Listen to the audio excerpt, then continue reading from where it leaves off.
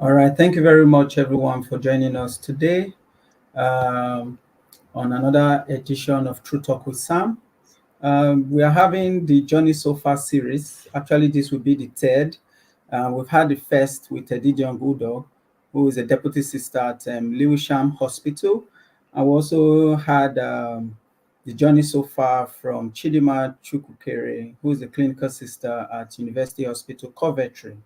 And today we'll be having Felix Bomide, who is a clinical lead at Portland Care Group.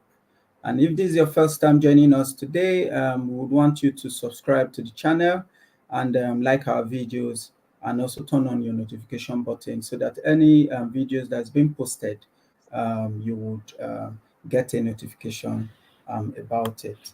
So True Talk with Sam is actually a monthly talk series where information are being given out to encourage internationally trained nurses to stay and thrive here in the UK and to enable them adapt and settle in well in the UK.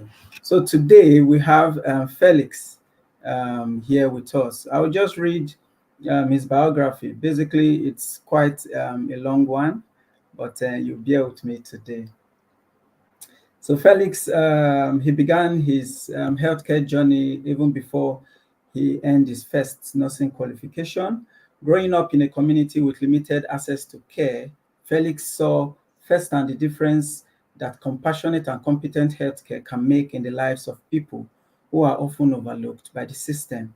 And these early experiences ignited a passion in him for nursing, which has since guided his career and personal mission to ensure that everyone, regardless of their background and their circumstances, has access to dignified and safe health care.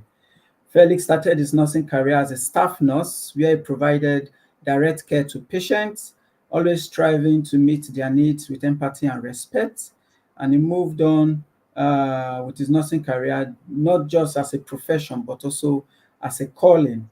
And he took on some roles that allowed him to broaden his impact, including positions as a medical retinal nurse practitioner, occupational health and safety specialist, and clinical leads across different settings.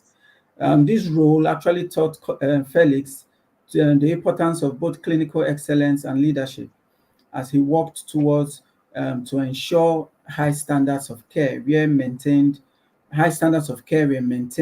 across teams and settings. One of the most rewarding aspects was the opportunity to lead and mentor others. He was a deputy ward lead in an NHS trust, and he was responsible for overseeing staff and maintaining the quality of care, an experience that deepened his understanding of what it takes to foster a healthy collaborative work environment. Now, Felix work in quality assurance, health and safety consulting further enhance his ability to assess and improve care environments, always with the goal of creating spaces where both staff and patient feel supported and safe. In addition to his practical experience, he has been committed to continual academic growth. Now, he's currently pursuing a doctorate with a focus on the retention of registered nurses in low and middle income countries. Now, Felix believes that addressing the workforce challenge in these regions is critical to improving healthcare outcome on a global scale. Now, through Felix's research, he aims to identify solutions that can help retain skilled nurses in those low and middle income countries, ensuring that their communities in this area receive the care that they deserve. He also looked to the future, and his goal is to become a global leader in healthcare, committed to improving health system, fostering equity in care access, and nurturing the next generation of healthcare professionals. Felix is particularly passionate about advocating for person-centered care, a principle he has championed in his various roles and beyond. Currently working in the organizing event for healthcare professionals such as the NNCA UK Annual Global Health Conference has allowed him to bring together experts from around the world to share knowledge and explore innovative solutions to global health challenges. Through public speaking, Felix has had the opportunity to share his vision for healthcare, delivering presentations on a wide range of topics, This platform has given him the chance to advocate for dignity and compassion in care, as well as highlight the critical role and communication plays in ensuring positive outcome for patients. Outside of Felix's work in the UK, he has also been involved in global healthcare initiative. His engagement with Essential Health, which provide home healthcare, medical tourism, and vet tourism services, has allowed him to explore new dimensions of healthcare delivery and understand the broadened implication of medical tourism. This work has deepened Felix's commitment to expanding access to care for all, regardless of where they are in the world. At the heart of Felix's journey is a desire to contribute to the healthcare system that values every person and provide equitable health quality care across borders. Felix is constantly driven by the belief that healthcare should be holistic and that everyone deserves to be treated with dignity and respect, no matter their circumstances. Looking ahead, Felix remains focused on his mission to become a global health leader, one who is committed to advancing healthcare system, fostering equality in access to care, and empowering healthcare professionals to deliver the best possible care.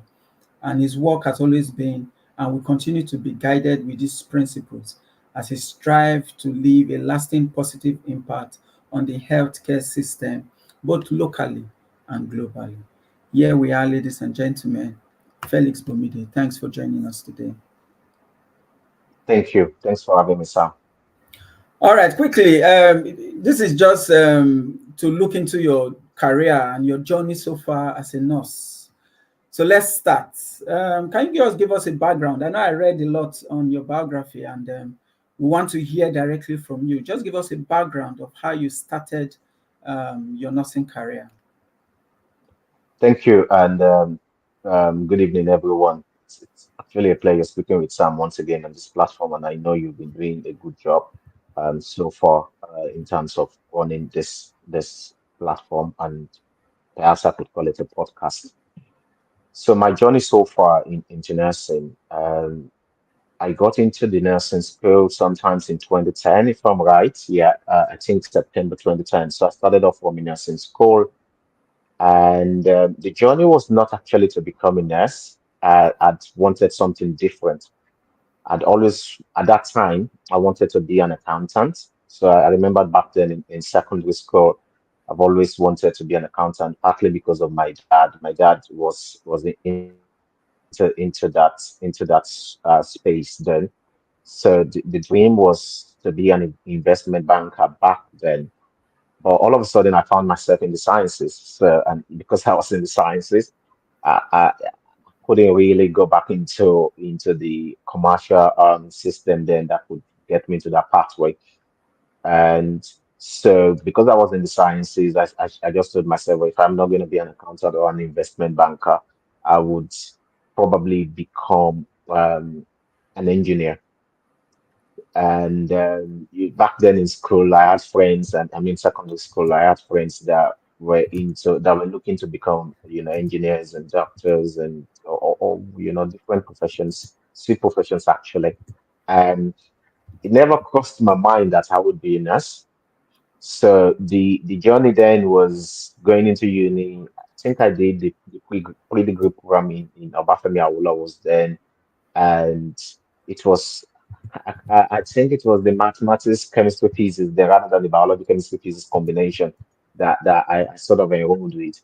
Anyways, to cut the long story short, through the OAU pre-degree program, I didn't complete it because I had someone speak with my mom to say, oh, there's this nursing form that you could take. And I told myself, I've never seen a male nurse, although my cousins were nurses. And I felt, okay, probably it might be worth it. So took the form, came home, and went for the exam at the School of Nursing, Wesley Guild Hospital in Elisha, Nigeria. So Elisha is a town in Osun State, Nigeria.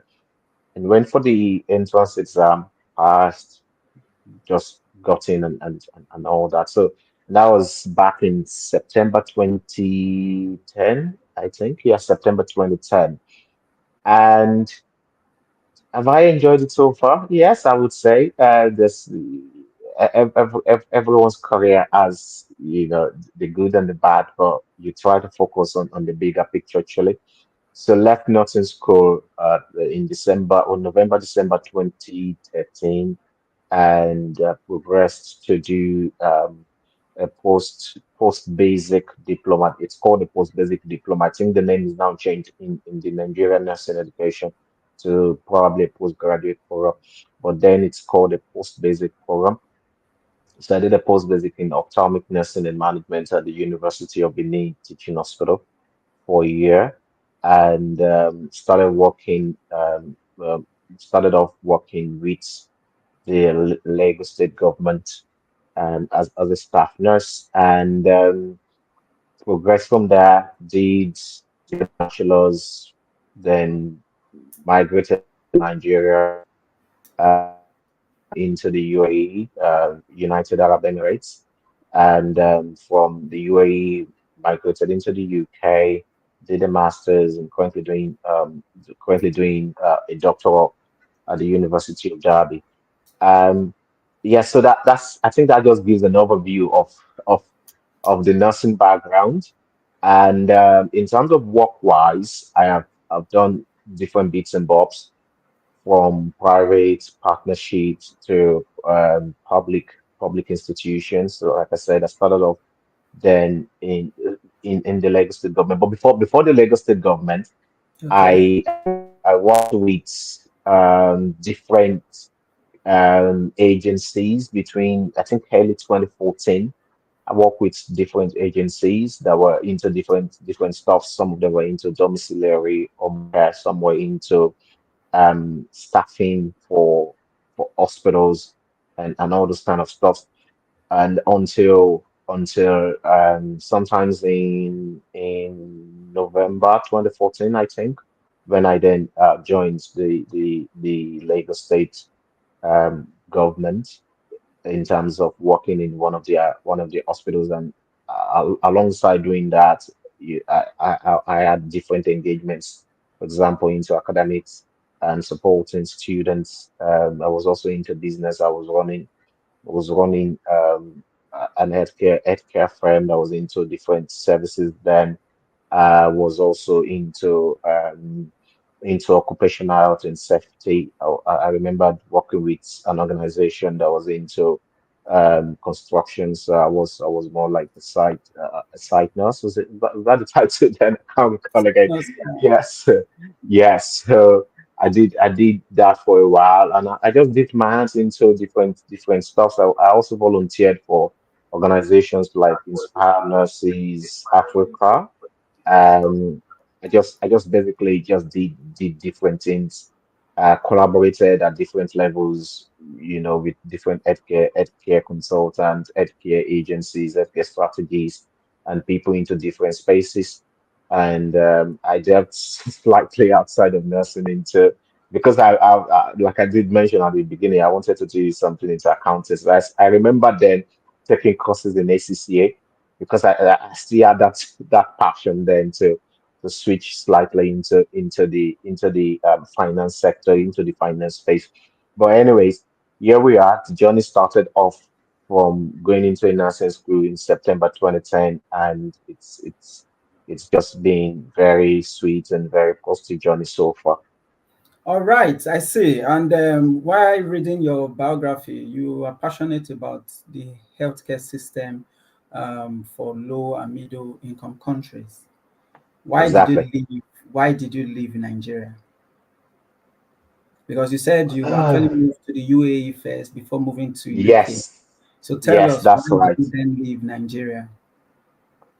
Well, the main reason why I left Nigeria, and to be quite honest with you, was because I got a job outside of Nigeria.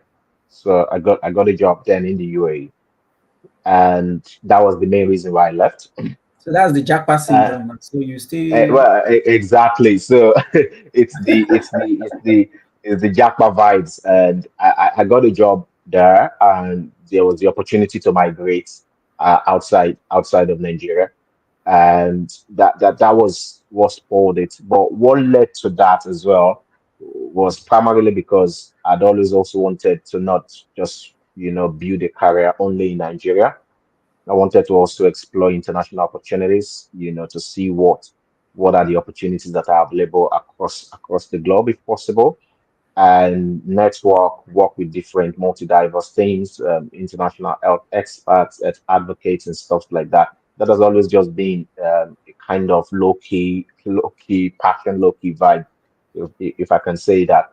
And when I did then get the job in the UAE, it was just like, wow, thank God. Now, That the main key vibes I wanted to hear, you've not even said it. I know you're talking about your personal, your professional. There should be other motivation that made you leave. perhaps I would say the money because the pay, That should be the first on the list. yeah, yeah, yeah, yeah, yeah.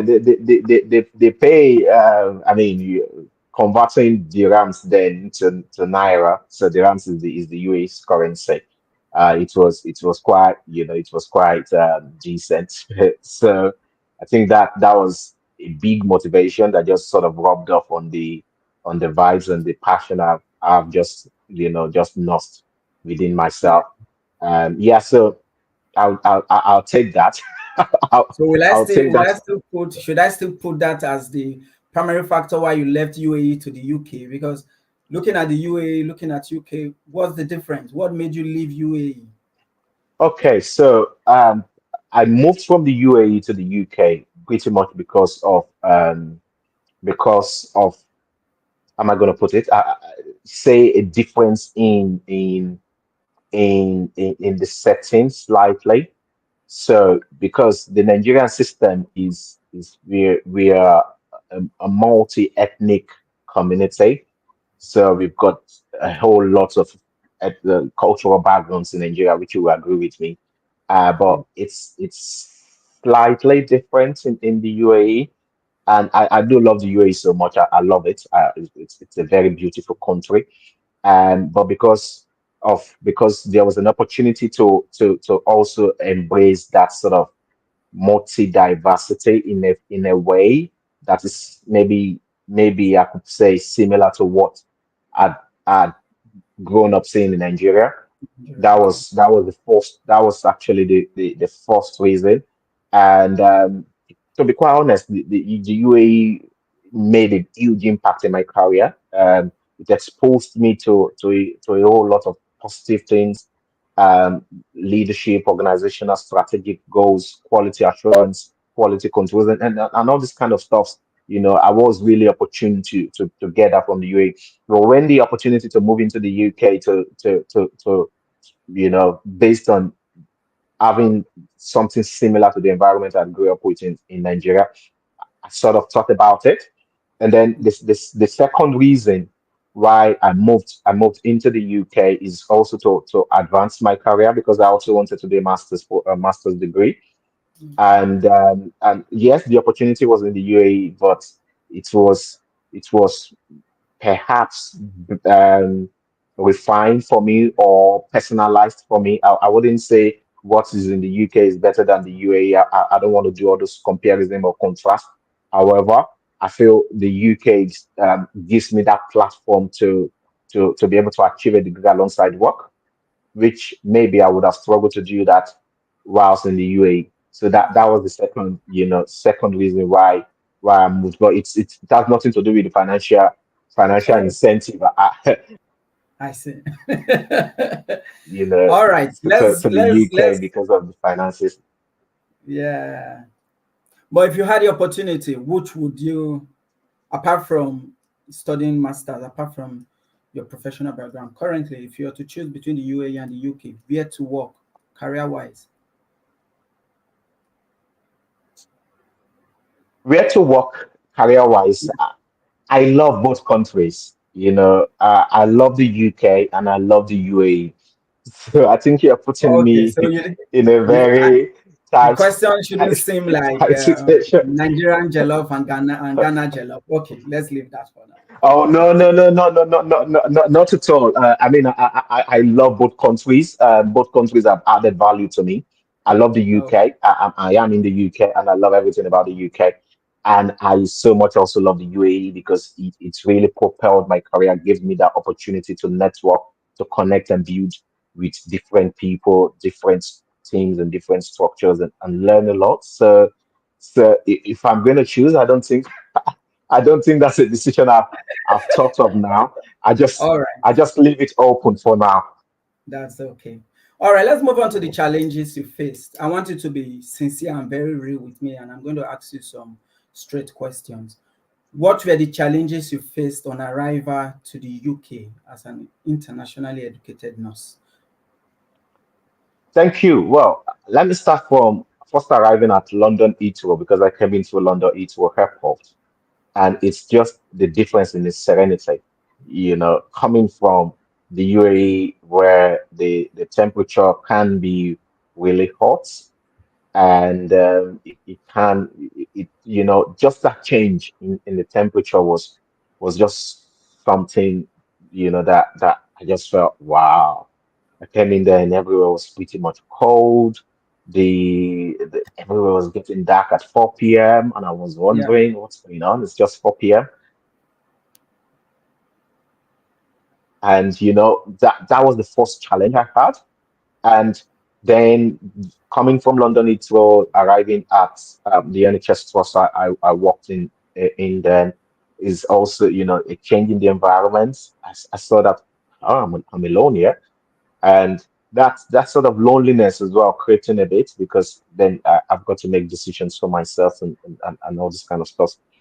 Um, so that was actually the second challenge that I personally first and the third one I would probably say I've talked about it a bit in the first challenge is the environment as well. Completely different environment, completely different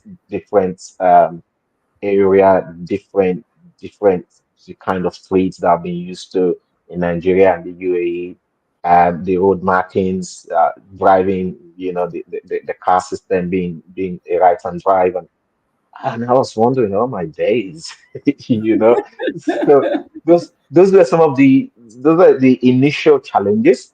But then when I then got into work, I then began to realize work challenges as well. yeah, Completely different work system.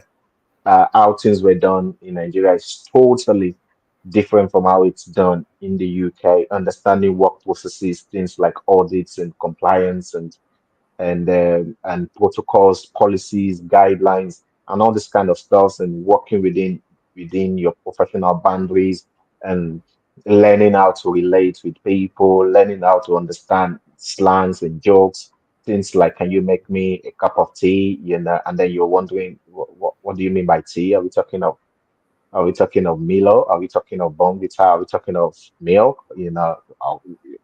Probably we're really used to coffee then. So, things like that. I'm feeling sick, and then you start wondering, what do you mean by I'm feeling sick? And it basically yeah. means someone's got nausea, vomiting. And then you're wondering, you're feeling sick, you're sick, that's why you're in the Oh, hospital. yeah, yeah, so, so if you're not sick, you won't be in the hospital, but you're sick, that's why you're in the hospital. So just understanding that and then understanding people's personality as well, understanding how to talk to people, how to relate with people, certain modalities or forms that I was used to in Nigeria and also in the UAE is completely different here as well. And maintaining eye contact, is probably something we didn't learn as much back in Nigeria because of our cultural background. You've got to try and learn it here. Calling yeah, people, especially people sort of older than you by names, by the first name, isn't something we're used to well, isn't something I was used to growing up. But probably some people are used to that. But while I was growing up, it's really difficult for you to call someone far older than you by their first name, and then coming into a space, into this lovely and beautiful country, and then you have to call people by their first names. So yeah. someone far older than you, adjusting to those were sort of just the fundamental challenges I had. Okay, And yeah, so I just say those were the initial, just the fundamental challenges And then, there were also a couple of other challenges along the Yeah. way, anyways. So looking at, you talked about work challenge, and I think one major issues or challenge a lot of us have is racism. Did you experience racism at all?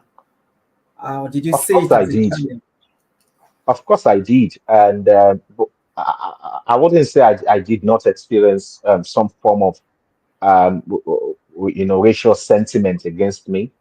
I did, and it's okay to speak about these things. I Yeah. did experience it. However,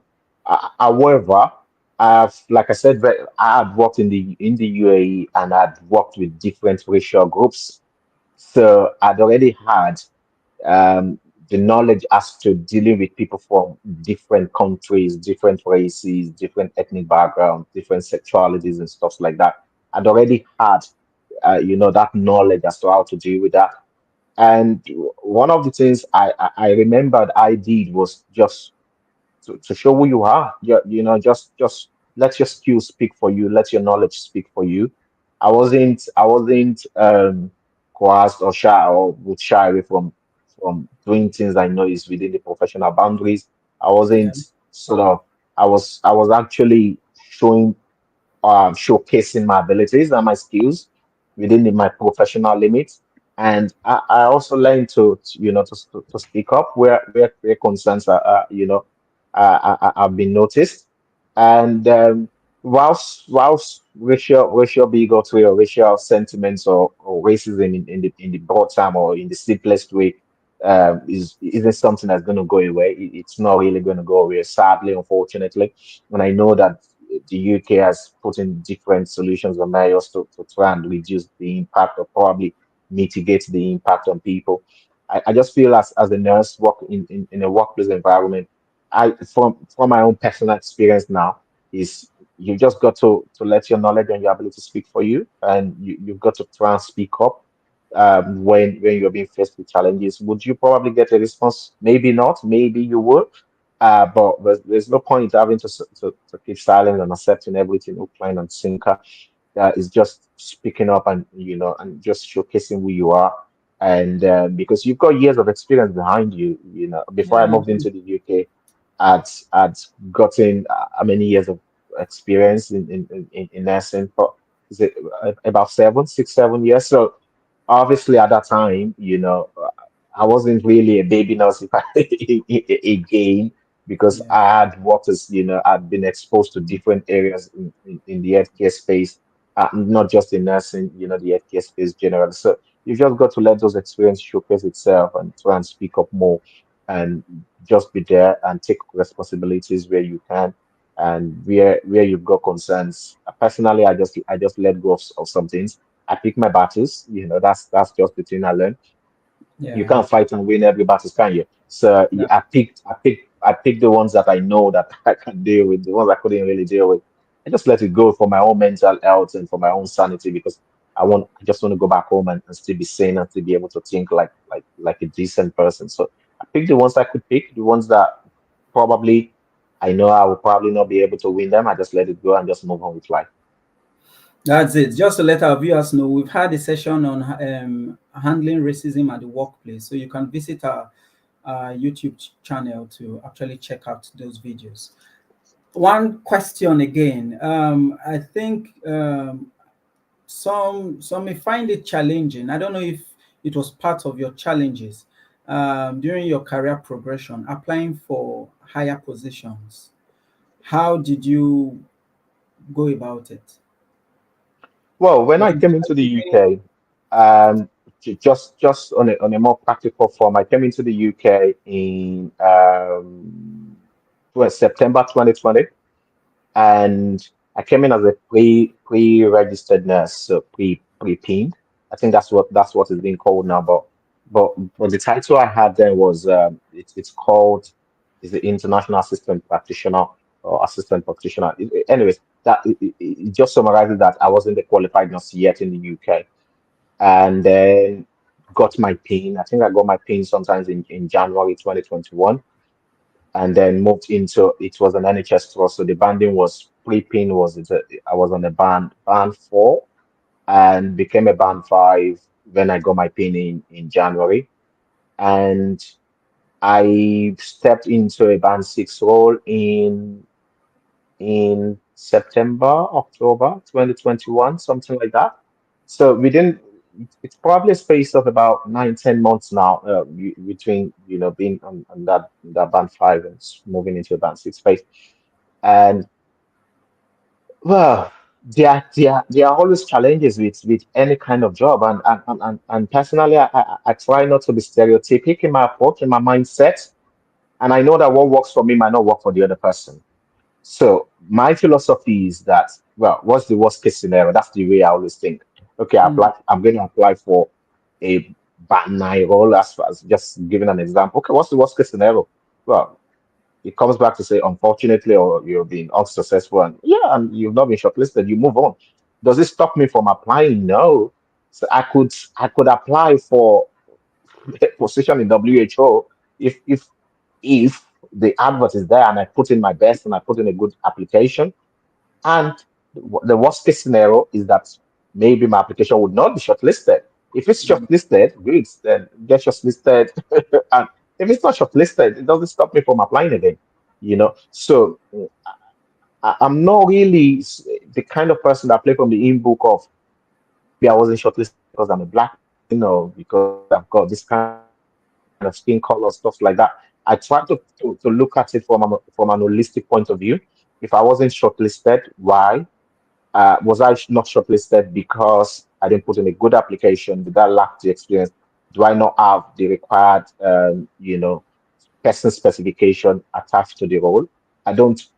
I usually don't think about if it has to do with the color of my skin, because I know if I begin to think like that, then I begin to accept defeat.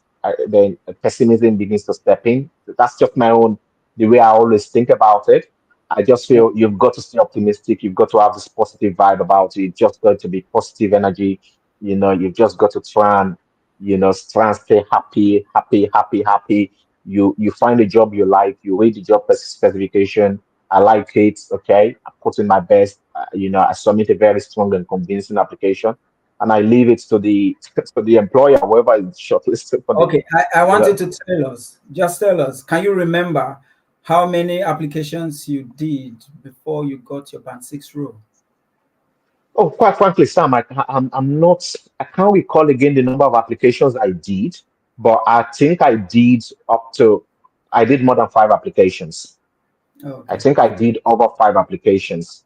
The So exact number, I'm not sure now, to be honest. why I wanted you to say that was to encourage our viewers. Some of them, maybe after doing one or two, and they are fed up, and maybe they could be having the belief that probably they weren't selected because of racism or because they're black or something. So just to let them know, at least it's not just the first application that gets you that job. It's not the second that gets you that. Exactly, It's not even the exactly, third. Sam. Sometimes. Exactly. And and I think we've got to also realize that, for example, eh, an employer is trying to employ someone for a very popular position. Say, for example, a deputy ward manager or a charge nurse, a deputy clinical lead, or whatever the title is at the band six level. You're not just competing against the team of people that work in your trust, because the job advert is put out in your trust. So I'm using the NHS now as an example, in Yeah, your trust intranet, and the trust has how many thousands of nurses. a lot. So say for example they've got 500 nurses on band five. That means that that job application has been exposed to 500 people. Plus external folks as well. So, and how many nurses do we have with the NNC? Thousands of nurses. And if the job gets put out on job adverts, like the job ad platforms like Indeed, Glassdoor, and stuff like that, you're competing with people that would also see Yeah, this as well. thousands. So Yeah. exactly. So it's not really about feeling bad. It's about putting in your best when you're submitting the application, reading through the job specification, the job description, what are they asking for? What is the employer asking for? And the fact that you get shortlisted does not necessarily mean you'll probably even get a job. So you submit your application. If you're lucky, your application gets shortlisted for an interview. You go for your interview, you put in your best, you study, you prepare yourself just like anybody else. And you've just got to try and think outside of the box. What can I do to be better than the other candidate? Say, for example, they're asking you to bring a presentation. Can I bring it in a poster form rather than a PowerPoint? Can I bring it in a PDF format? You just got to try and think and be innovative and just put a bit of swagger into whatever you do really. Yeah. And after your interview, you just leave it onto posterity, really, and onto your God and onto the person who did the interview to say, okay, well, thank you very much. We would like to give you the job. And if that's the way I like to think about it. I try not to think about all these some of the concerns people have, which are in the real sense they're quite valid, and to be honest, I respect them. I respect those concerns that that people have as to why they've not been shortlisted, blah blah, and those kind of things. But we've got to try and be objective sometimes when we think about why are we not shortlisted, why have we not been shortlisted for that role, and we've got to put in the applications. Yeah. There are thousands of jobs on NHS jobs, read through, put a nice convincing application. The other mistakes I think people do, and I don't want us to digress too far, is using AI to write the supporting statements and stuff like that. I know probably not in this session, but everybody's using AI. Everybody's using just chat GPT to write all this kind of stuff. But that's not what's really going to convince an employer that is going to be reading your supporting information. They want you to be real and honest with, and they want you get what I'm saying? So those are some of the little things I try to look to pay attention into. And you submit, you just get your head there. The life in itself is completed. So that's Yeah. just the way I personally think, though. That's it. And we've had a session on how to fill an application form and write a good supporting statement. So you can actually go back to the video to watch it. Now, Felix, all through these challenges, can you tell us the support system you got, if you had any, that made you scale through all these challenges? Well, when I came into the UK, my initial support system was through the international nurse recruitment lead. I'm not sure if that's the title now. And back then at the trust I started off with, and she was really really lovely. She was a very lovely person. She personally she provided that initial support as to giving the right forms, the right books, just giving like an overview of what to expect, the whole orientation frenzies and the e-learnings and statutory learnings, mandatory stuff that needed to be completed. Then she was really really helpful. Showed us around town and those kind of stuff. That was the initial support system I had. Was it okay? Yes, for me it was. Could it have been better? Yes, there's always room for improvement in anything we do as a human and in any structural setting. But at that time, I found that support really good. And then the other support I had then were my folks I came in with. I think I came in with about five or six. I'm not really too sure now the number of lovely people I came in with then, but we were more like a small family because we talked. One of them, a very very good friend of mine. Her name is. We talked, regularly, and we just shared ideas, exchanged ideas and stuff. She was also helpful in terms of working together and collaborating on different things and different topics and situations and just trying to stay afloat as at that time. That was the second support, and then later on it was then the church community, getting used into the church community, then Yeah. gradually getting to see people that are of similar mindset and similar cultural background like myself. That support became was there, but it came at a later stage. Did I get the full support I needed? Probably not. But I think I got what was fundamental for me to just get myself going really. And I just try to be positive in my mindset. That's just the thing about me, Sam. I try to be positive even when there are challenges. when there are challenges, I try not to focus on the negative part. I try so hard not to focus on the negative part. I feel if things are not working well, there must be an objective reason behind it, not a subjective feeling or subjective Yeah, reason. Do you get what I'm saying? So I, I, even though I had all those challenges, and some people would say the struggle with support here and there, and they wanted this, they wanted that, things could have been like this, could have been like that. Yes, fine, but it wasn't there. What was the positive thing? I had what I could get, and I made something from what I could get, and just move on from that. that's a good one. Now, looking at your current career progression as a clinical lead in Portland Care Group. All right, can you describe how the private sector, the care home setting, looks like, and how it fits international nurses? Well, let me start off by saying that everyone's journey is different, and and we can follow a different pathway so far it gets us to where we want. Um, I moved into the private sector because it gave me that platform for what I was looking out for. So I feel the adults health and social care space in the private sector is an opportunity not just to provide or to observe care at the primary level or at the community level, is also to understand the business modality in that space. Okay, so that's probably what I would say as a good motivating factor for me. How is Okay. it different from the public institutions like the NHS? It's obviously different because the private sector is structured to make money. Any private organization Mhm. that's not charitable association is developed to make money. That's just the fundamental truth about it, you know.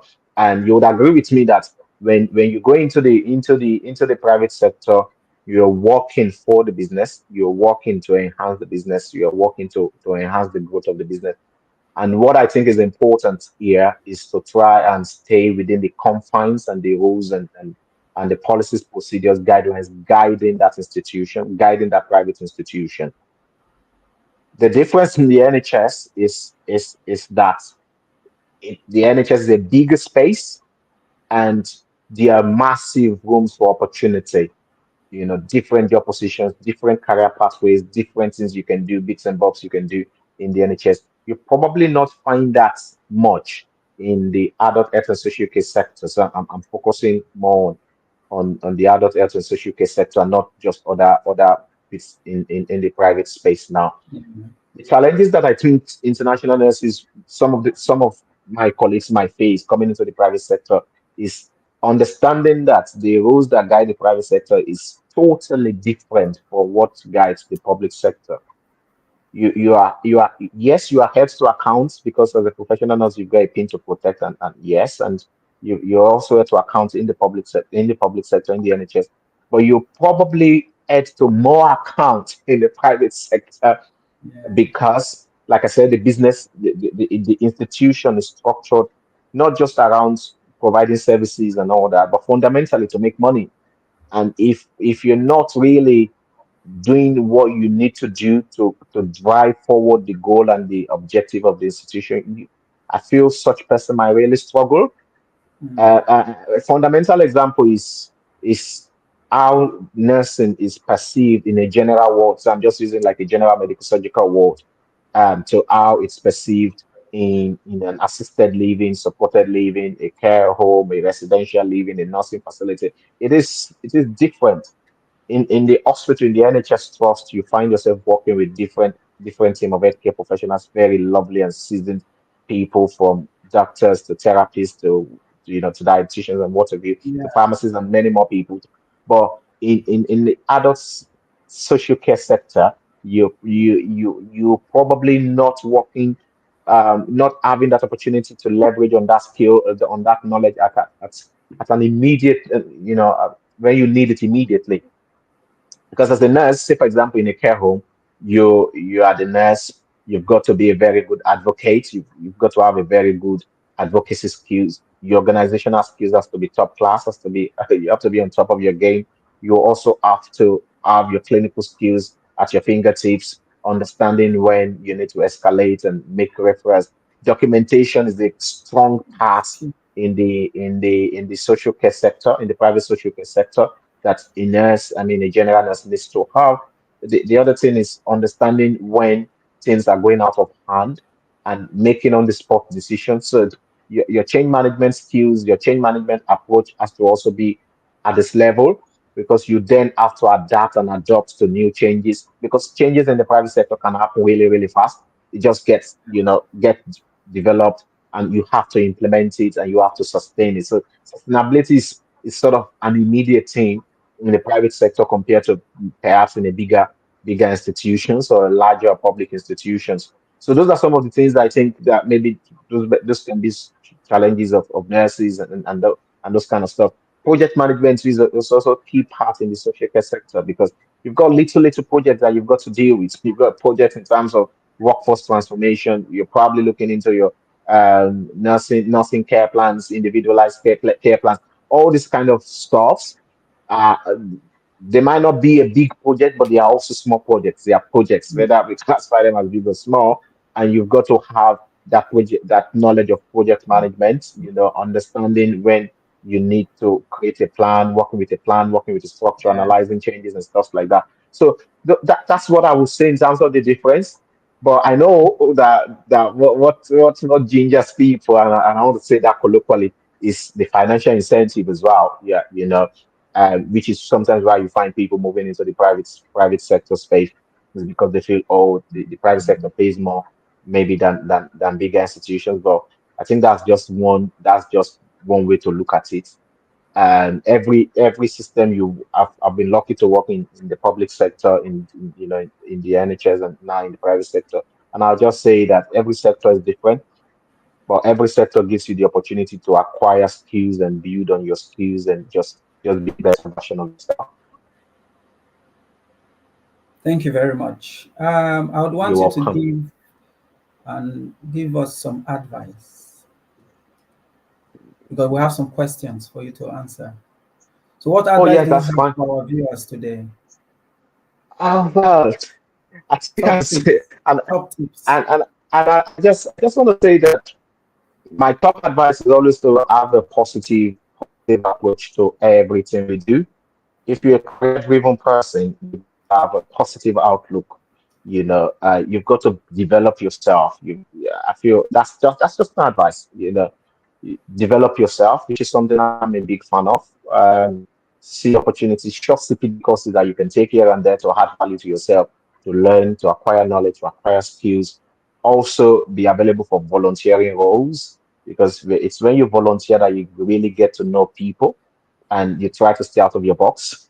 You want to try and attend conferences and go to seminars or events where you can get to know people of like minds, or people that you have always aspired to be. Like, say, for example, you've always dreamt of, or you've aspired to be the next chief nursing officer for England.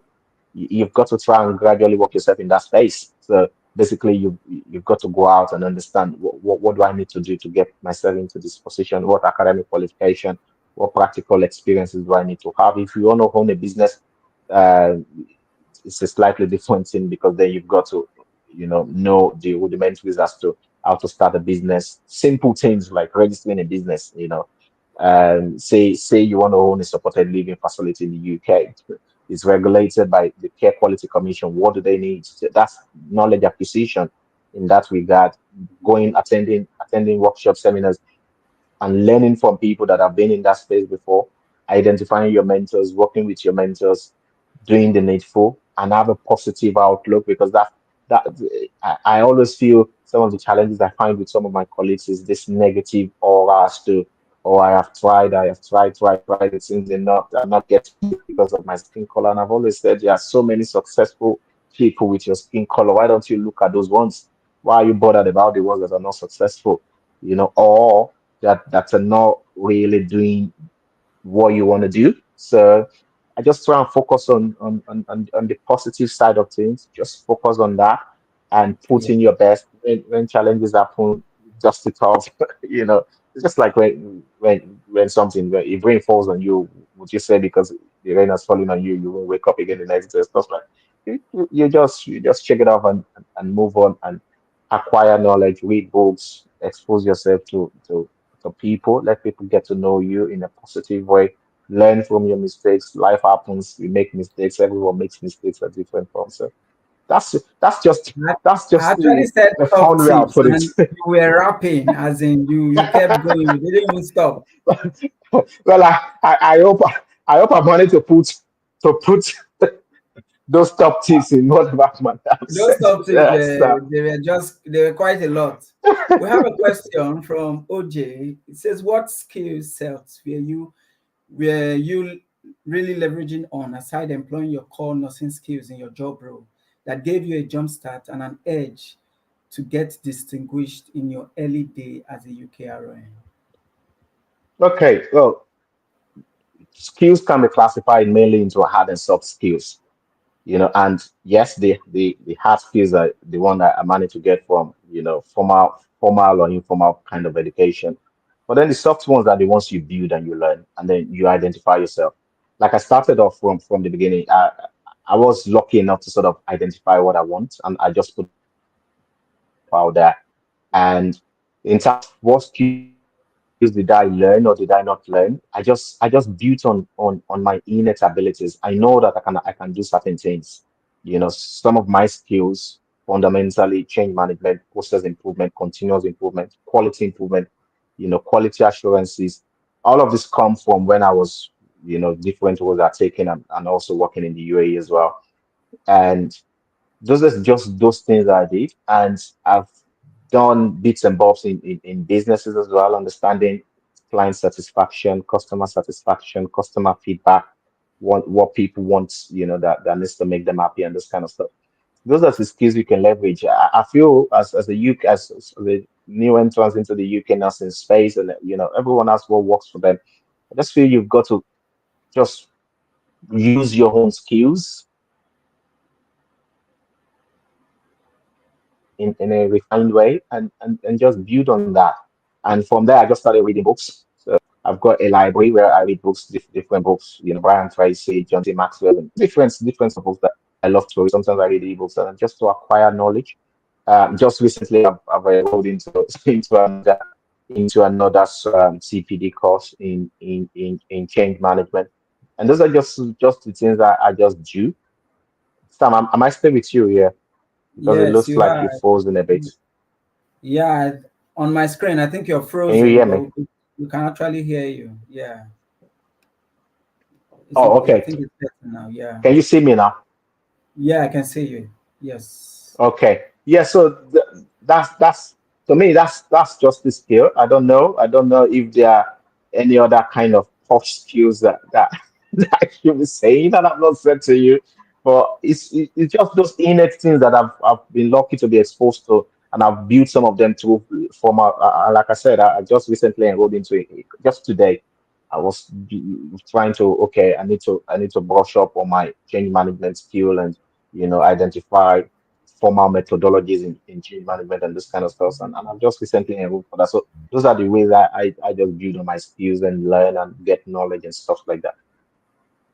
All right. One more question. As a UKRON, what is your view about switching from one department to another department of interest within the trust, aside the one you were primarily employed into? And is this advisable? I will start by saying yes, it is advisable if you can do the job. There's sky's not the limit, but the starting point, man. If you fancy switching from endoscopy into radiology, what's like I said, what's the worst case scenario, Sam? The worst case scenario is you're applying, you don't get a job, isn't Yeah, it? So there's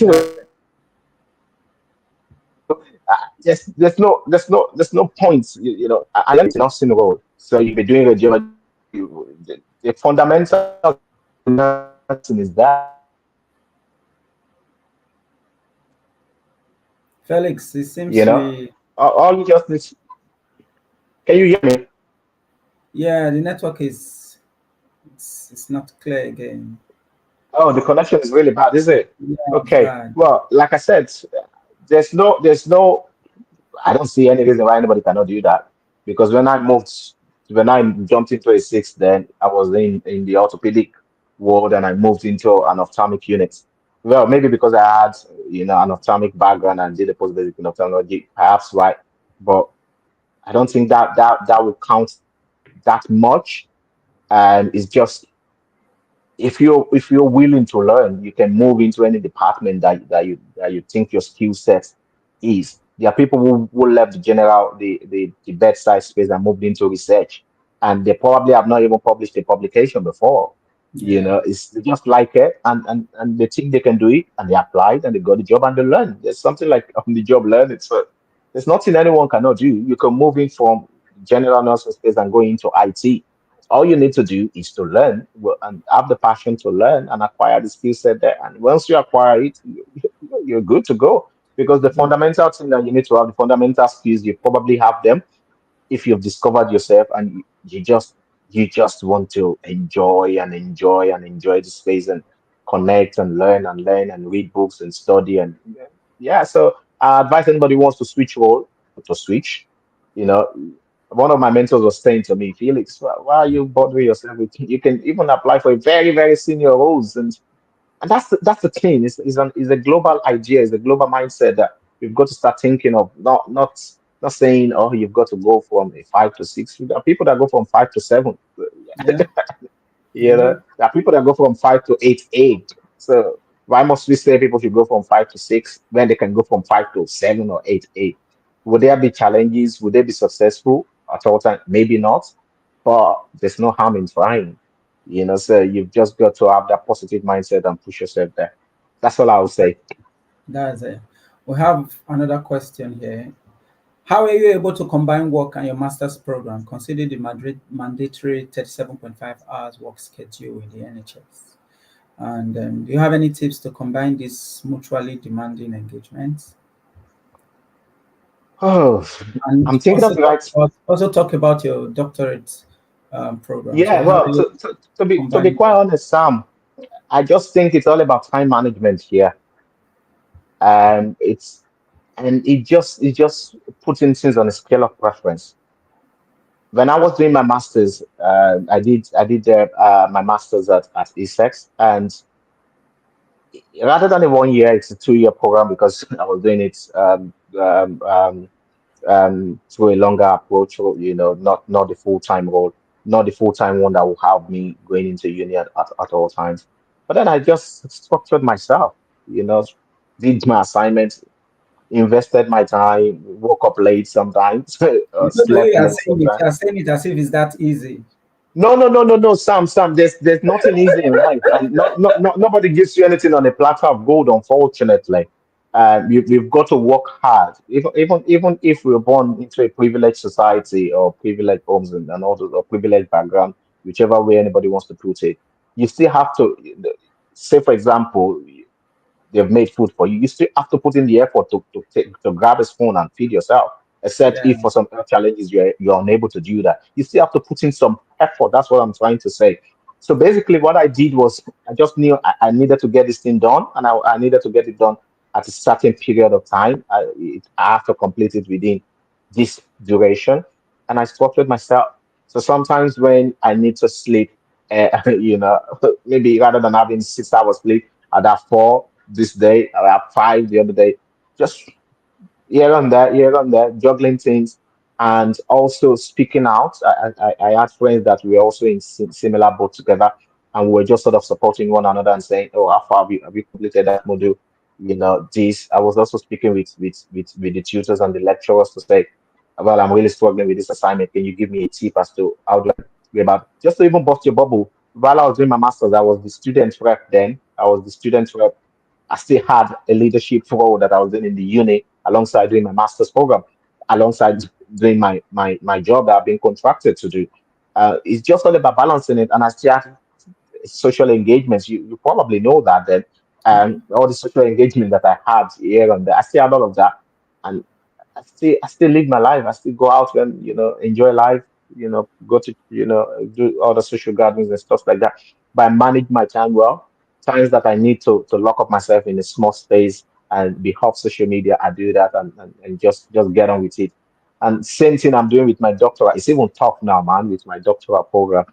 But it's just it, it's just one of those things that you've just got to try and manage your time well, put things on the scale of preference, manage your family well, manage your health, eat well, sleep well, just manage yourself, plan yourself, and pick the things that are good, the ones that are really going to distract you. You let go of the distractions and focus on the longer picture, which is the goal you're trying to aspire or aim for.